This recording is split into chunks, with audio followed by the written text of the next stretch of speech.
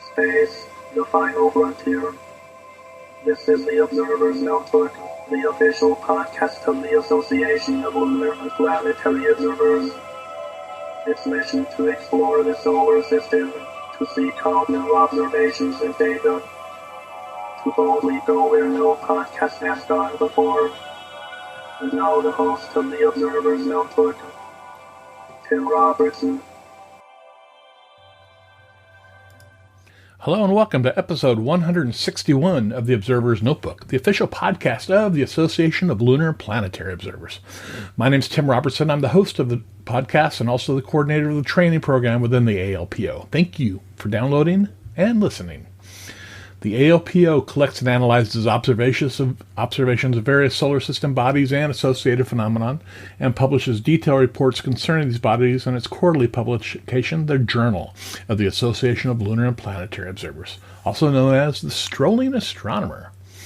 This podcast depends upon donations from you, our listeners, to keep it going. If you enjoy what you hear on the podcast and you wish to support us, please do so. You can go to Patreon. You can start by giving as little as $1 a month. If you feel even more generous, for $5, you get early access to the podcast before it goes public. For a monthly donation of $10, you receive a copy of the Novice Observer's Handbook. And for $35 a month, you receive producer credits on the podcast. You can help us out by going to www.patreon, that's patreon.com/observersnotebook. If you'd like to join the ALPO, membership begins at only $22 a year. For more information, find us on the internet at www.alpo-astronomy.org. And we're also on Facebook. Just search for ALPO Astronomy. And this here podcast also has a Facebook page as well. Just search for Observer's Notebook. And if you enjoy what you hear in the podcast, please subscribe. That way you'll never miss another episode.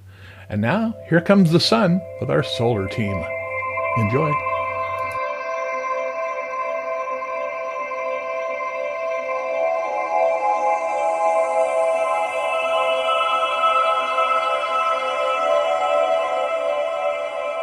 All right, I'd like to welcome everybody back to this edition of the Observer's Notebook podcast. Today we're talking the sun.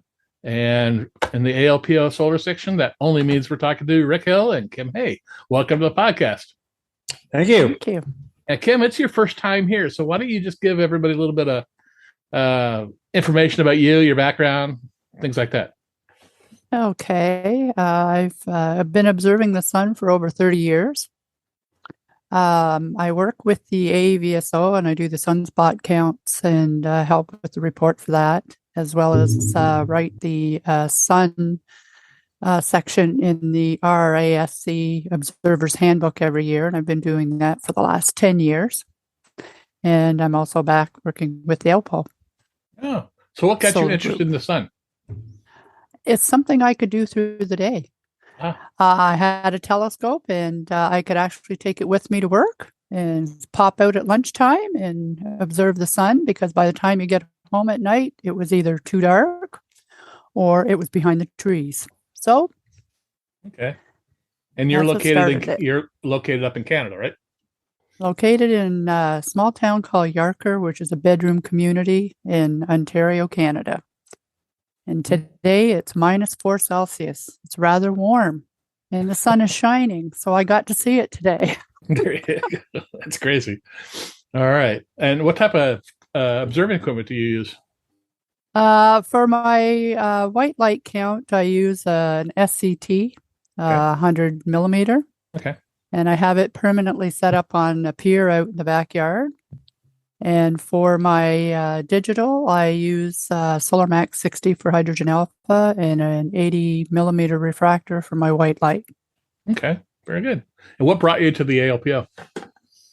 I've been with ALPO for many, many years, and it was the solar section that actually brought me to ALPO, and it was Rik Hill. He was still in charge of it. Yeah. And I started way back. Okay. And Rik, you want to say anything about yourself? Pretty much everybody knows me. I've been around the ALPO since 1975. Mm-hmm. And for my case, it was Walter that brought me in. Ditto. And I started communicating with him in 1965. Oh. And Remember the back of the Cave Astrola catalogs? They had all those drawings on them, and they had a drawing by Walter Haas. And back in those days, you could just write those addresses, Walter Haas, Las Cruces, New Mexico, and amazingly gets to them. They didn't know zip codes or anything back then. And but the towns have gotten too big, and well, Walter communicated with me over the years, and then eventually I joined after I got married. I got married in '74. Married another astronomer, as you well know. That's Dolores, who's running the meteorite section. Right. And pretty much I started observing the sun. Are you ready for this? 1957, May 15th. How do you know that? A substitute teacher, brought a 40 millimeter refractor to school to show us the transit of Mercury. She had the wrong day. She did the UT conversion incorrectly. And so she puts this telescope on the sun, and there was the sun, and it had spots all over it. And that was something that just never really crossed my mind, that the sun could have something on it. Mm-hmm. And from that point on, I got more and more interested until by 1963, I had my own telescope and was observing the sun with one of those little green filters you screw on the eyepiece. Oh, yes. And I did that for years. For that aperture, it doesn't heat up enough to be a problem. But the really safe solar filter back then was Criterion. Yep. They had that one that fit on the eyepiece like a Barlow lens, and it shoved the filter far enough into the light path so that it wasn't near focus, and it didn't heat up that much. Oh, so it was a much safer filter. Interesting. That's how I got started, and I do it whenever I can, but I'm limited by all my duties with the solar section. And of course, right now we've got a large rock, gem, and mineral fossil show going on in Tucson. Mm-hmm. And I'm very much into that. So that drags me away as well. Okay. Well, let's talk about the solar section. How's it made up? What type of observations do people submit? That type of thing. We get observations, white light, H alpha. Those are the two mainstay observations we get. We have people that do drawings. We have people that do photography. We have people that do a hybrid of both. And we also have people that like to put the H alpha and the white light observations together in one form. And that's fine. I love that. I use that, and you'll see in my latest report, which is in, depending on how it gets edited by the editors. I should have pictures in there that are white light drawings by Tony Broxton in England. Oh, he's backing off more on his observations. He's having some eye problems, and but we have Teskey also is doing the hybrid drawings like that of white light and H alpha. Okay, how many contributors do you currently have in the section? The latest report has 20 exactly. Okay. All right. Very good. And there's a lot going on with the sun right now, isn't there? More than there was a year ago. That's right. Yeah. And that's why we're talking. So give me a little rundown of what we're seeing going on in the sun. We've had a number of naked eye sunspots in the last year. And usually for naked eye, I'm revising. I used to say 1,000 millionths. The millionths is the way they measure sunspot areas on the sun. And if you want to see a millionth of the sun, when you look at it, you see the granulation. One granule is approximately 1 millionth of the solar disk that's visible. Okay. And so it's really easy to estimate an area that way. But I'm revising my maximum of 1,000 millionths being naked eye. Actually using solar filter in front of your face, a naked eye sunspot can be seen down to about 700 millionths. Oh, and I've got some people would forcibly restrained to claim 500. Wow. So other than, so what kind of activity are we seeing on the sun right now? It's pretty quiet. Yeah, Today it's pretty quiet. this solar cycle is shaping up pretty much like the last one. The last one was a double hump solar cycle, and it was at the same point, about the same level of activity heading up for the first hump. And if we go into a hump now, if we kind of max out and then start to go down again, it will be a dead ringer for the last solar cycle. Hopefully we'll keep going up and we'll get nice and active, but no guarantees. Okay. How long is the solar cycle? Oh. Average of 11 years. Yeah. 11 years? 11.1, right. 11.1 years. Okay. And that's just, is that like a weather cycle on the sun then, basically? It's magnetic cycle. Ah. Yeah. It's magnetic. The sun is dominated by its magnetism, and arguments about what causes that, but that's why a sunspot right now in the northern hemisphere, let's just say a sunspots come in two parts, leader and follower. And let's say the leader has one positive magnetic signature and the follower has negative. In the other hemisphere, it'll be the opposite. And then at the changeover to a new solar cycle, they switch. And we're not exactly certain why that happens or how that happens. There's a lot of theories on that. But it's fascinating to watch. So that's how we can tell. And somebody like Teo Ramekers is always watching that.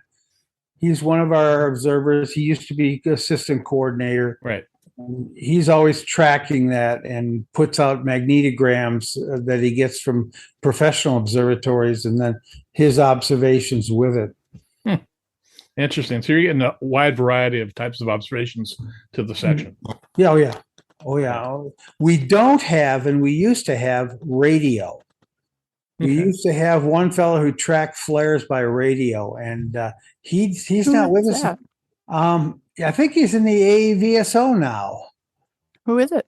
Oh gosh, it's been so many years. No, I can't remember his name right now. That's not unusual for me to not be able to pull names out of a hat. Yeah. That's interesting. So what type? Oh, sorry. I was just going to say that's interesting only because we here locally at our observatory, we have a SID receiver. So we actually catch some of the solar flares. And we have a radio Jove antenna that actually picks up the flares as well. So I tend to look daily at what's happening on the sun and then going back to our graphs to see if we actually caught anything. And then we'll delve into it deeper. But in the AVSO, they actually have the SID section, which is the sudden ionospheric disturbances. And so we've got the same sort of setup for our SID, but I've never been able to get to be able to have our graphs look anything like the radio, like MHU, have it look the same. So I've been really hesitant on actually trying to get our observations put into the AVSO database, only because we've never been able to get them to align.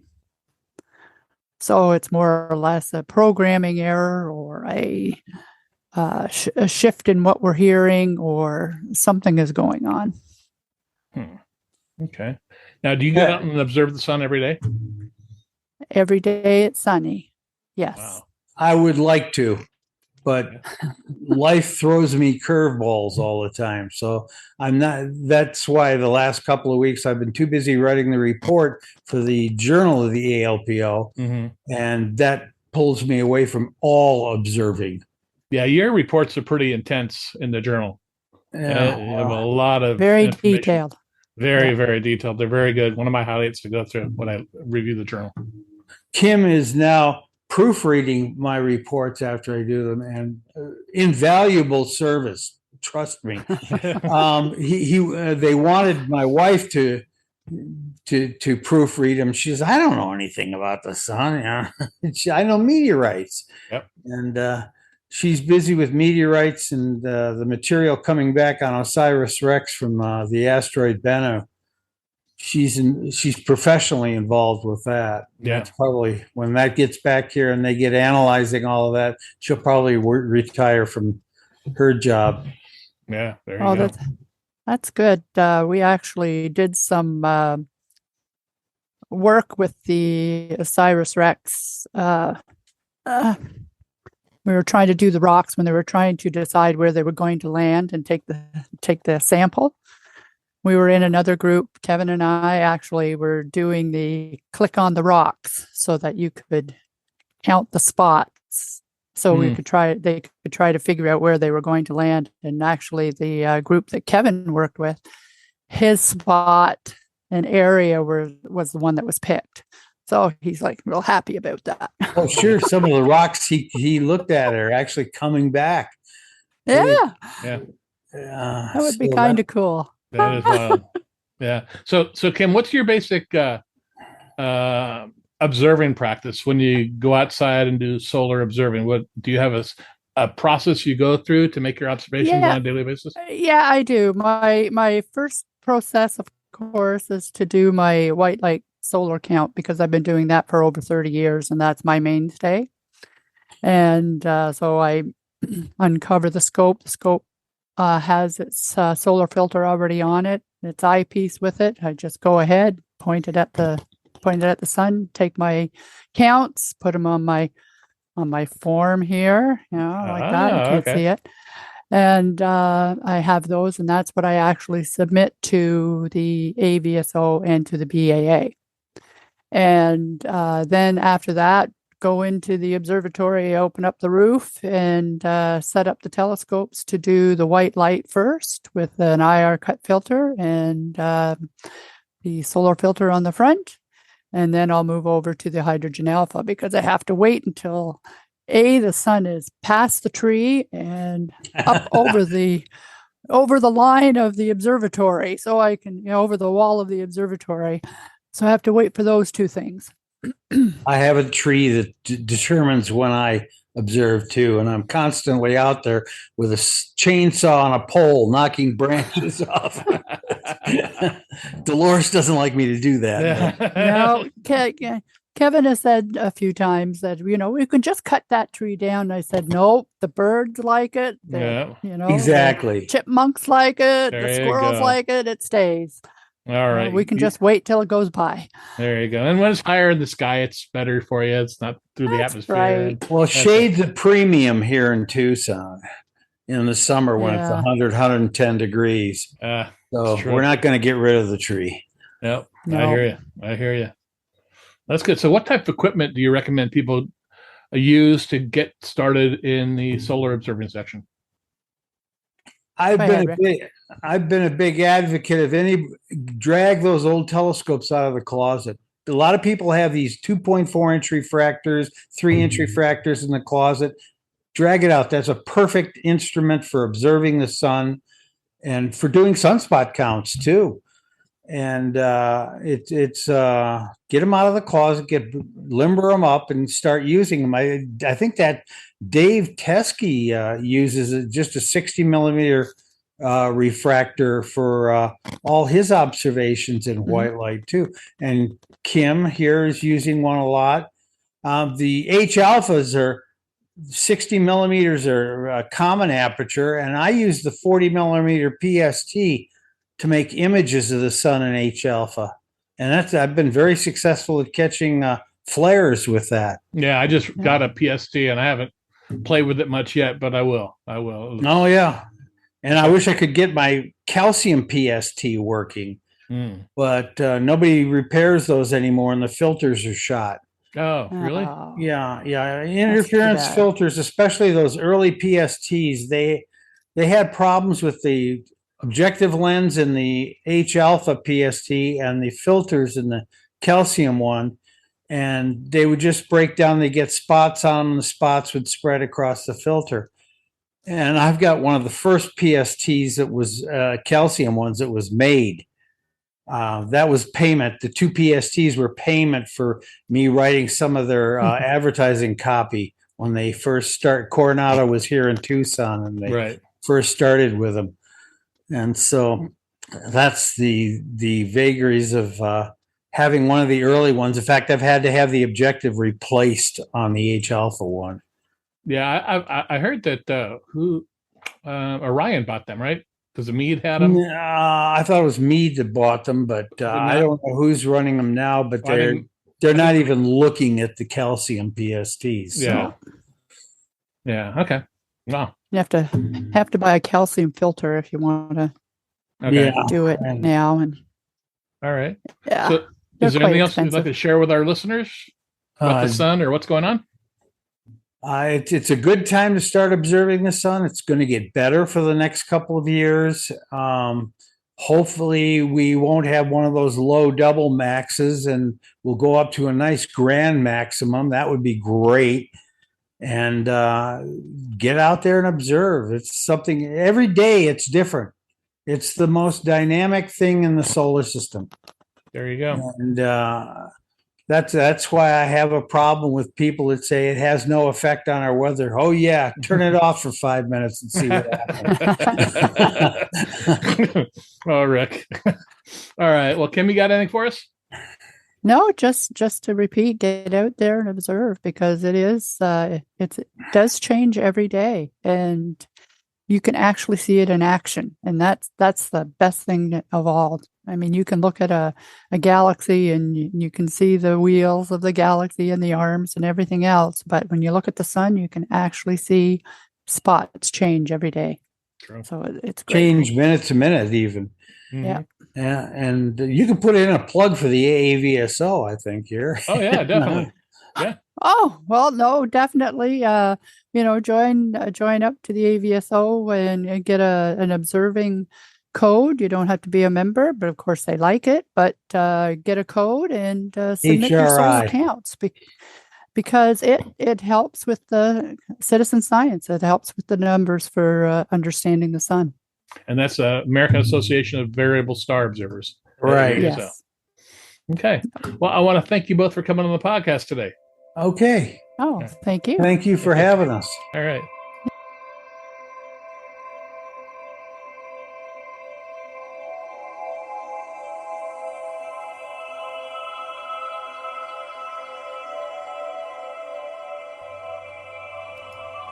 Well, that'll do it for this episode of the Observer's Notebook. I again want to thank Kim Hay and Rik Hill from the ALPO Solar Section for coming on the podcast today. Thanks a lot. We upload a new episode of the Observer's Notebook on the 1st and 15th of every month. You can subscribe to us on iTunes. If you do, please give us a rating and a review. I really would appreciate it. You can also listen to us on Apple Radio, iHeartRadio, Soundcloud, Spreaker, Google Play, Stitcher, Amazon Echo, Spotify, and we're also on our ALPO YouTube channel.